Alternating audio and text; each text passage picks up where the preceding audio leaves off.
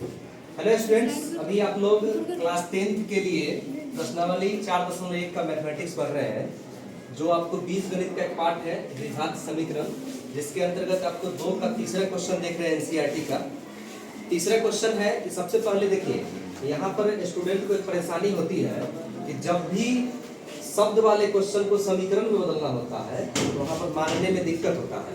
तो मैंने इसके बारे में बताया है कि आप पहले क्या काम कीजिए, बार बार प्रश्नों को पढ़िए, बार बार पढ़िए और रिलेशन पैदा कीजिए कि 2 कंडीशन जरूर दिया होगा, उस कंडीशन को आप पकड़िए और कंडीशन पकड़ करके, चूंकि द्विघात समीकरण है तो इसमें एक ही चर की बात होगी, तो इसमें एक को x मानेंगे और दूसरा उसमें जो रिलेशन बताया होगा उसके अनुसार दोगुनी होगा तो 2x, 2 अधिक तो x + 2, ऐसे करके हम बनाएंगे।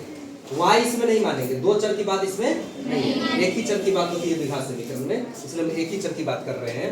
तो इसमें देखिए तीसरा क्वेश्चन है कि रोहन की माँ उससे 26 वर्ष बड़ी है। कंडीशन देखिए, रोहन एक लड़का है जिसकी माँ उससे 26 वर्ष बड़ी है। स्वाभाविक है कि माँ ही बड़ी होगी, रोहन कभी बड़ा होगा? इसमें कंडीशन दिख गया, एक ही लाइन में कंडीशन दिख गया कि रोहन को अगर हम x मान लेते हैं तो उसकी माँ कितनी होगी? 26 ज्यादा होगी, इसलिए हम मान लेते हैं कि माना कि,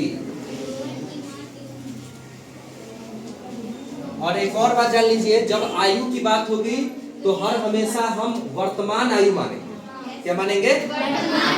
क्योंकि उसमें कभी 10 वर्ष बाद, 3 वर्ष पहले ऐसा ऐसा करके कंडीशन दिया रहता है, लेकिन हमें मानना क्या है?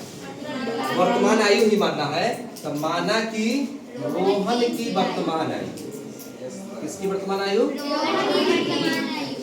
रोहन की वर्तमान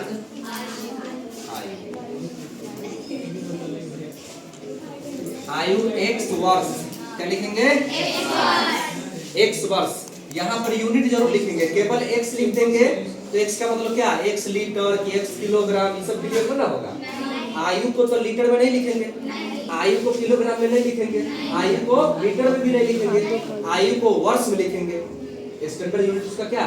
वर्ष। तो माना कि रोहन की वर्तमान आयु कितना? x वर्ष। तो यहाँ तो इसलिए लिख रहे हैं क्योंकि रोहन से रिलेटेड ही रोहन की माँ की आयु। तो अगर रोहन x वर्ष है तो रोहन की माँ की आयु कितनी होगी? तो रोहन की माँ की आयु, माँ की आयु बराबर हो जाएगा, कितना अधिक है?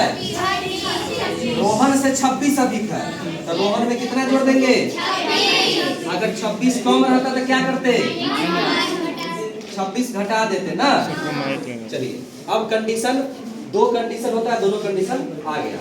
इसके बाद हमको समीकरण बनाना है, तब चले आएंगे प्रश्न से।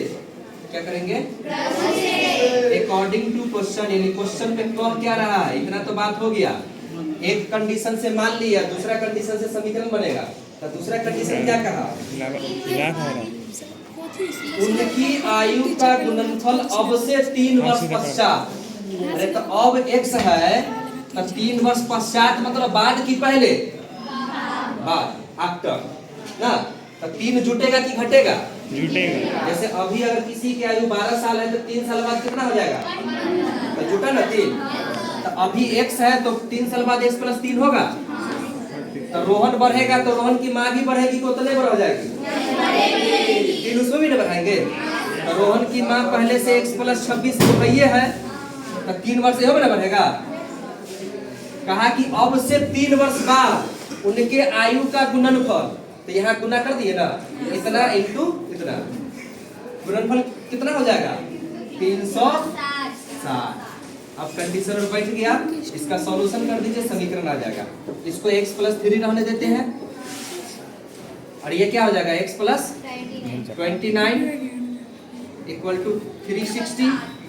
अब इसको गुना कर दीजिए, x को 1 से गुना कीजिए तो x²,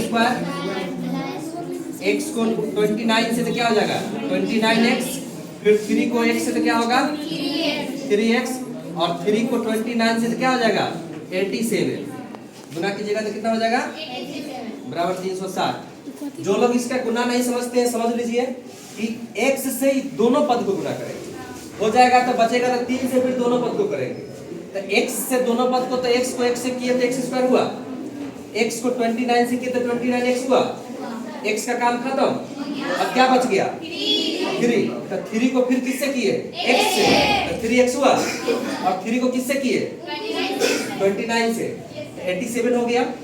आप इसको कर दीजिए, एक जात वाला को जोड़ दीजिए, x स्क्वायर प्लस 29 एंड 3 कितना हो जाएगा 32x, और इसको ये पार ले आइए 87 माइनस 360। अब देखिए एक प्लस में है एक माइनस में है तो घटाव होगा, लेकिन घटाव माइनस वाला ज्यादा है तो घटा के माइनस में लिखेंगे। जैसे घटाने का कंडीशन है कि जब दो अलग अलग चिन्ह रहेगा तो घटाव होगा, और जोड़ने का कंडीशन है कि समान चिन्ह रहेगा तो जोड़ाएगा। दोनों प्लस में रहेगा तो जोड़ के प्लस में लिखेंगे, और दोनों माइनस में रहेगा तो जोड़ के माइनस में लिखेंगे। लेकिन घटाव वाला में है कि एक प्लस एक माइनस तो घटेगा, हमेशा बड़के में से छोटा घटेगा, लेकिन बड़ा वाला अंक यदि माइनस में है तो घटा के माइनस में लिखेंगे, और बड़ा वाला अंक यदि प्लस में है तो घटा करके।